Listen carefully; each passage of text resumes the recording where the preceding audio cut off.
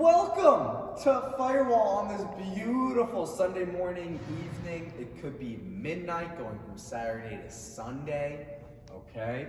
But happy Sunday. Enjoy it, whether it's the end of your week or start of your week, depends how you look at it. But we got a good one for you.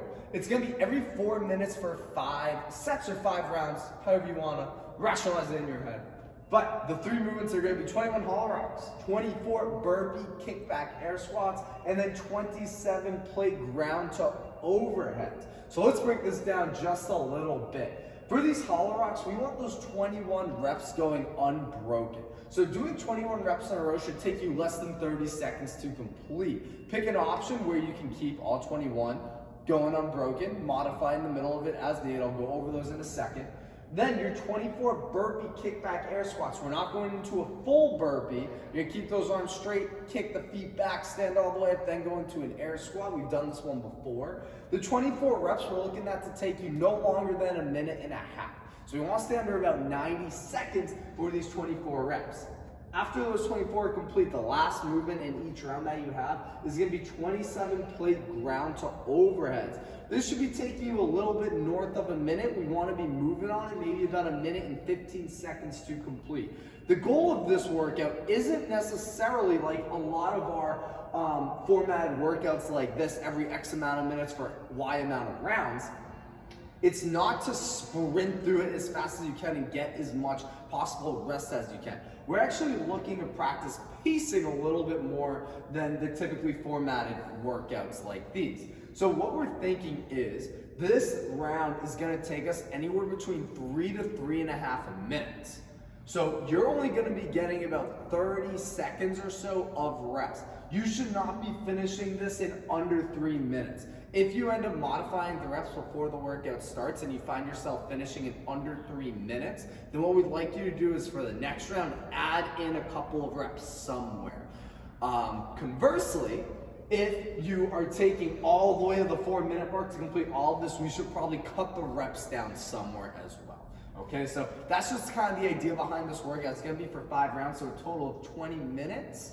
All right, good luck with it. Here are the 3 movements, the hollow rock. Few different options. We did this one earlier in the week, but what we're gonna do is make sure with whichever option we pick, our shoulder blades don't touch the floor, even if our hands are up overhead. So I'm gonna start with the easiest going into the most difficult. I'm gonna keep my knees slightly tucked. I'm gonna put my hands under my thighs. I'm gonna rock back, and as I rock forward, I'm avoiding my feet touching the ground. As I rock back, my shoulder blades are avoiding touching the ground, and I'm keeping my contracted core and engaged the whole time. If I want to make it a little harder, I can extend one leg out. If I want to make it even a little harder than that, I can try putting my hands up overhead, and then finally I can try putting both feet out. If that gets a little tricky though, I can bring my hands back down like that. So you can see all those options are super viable.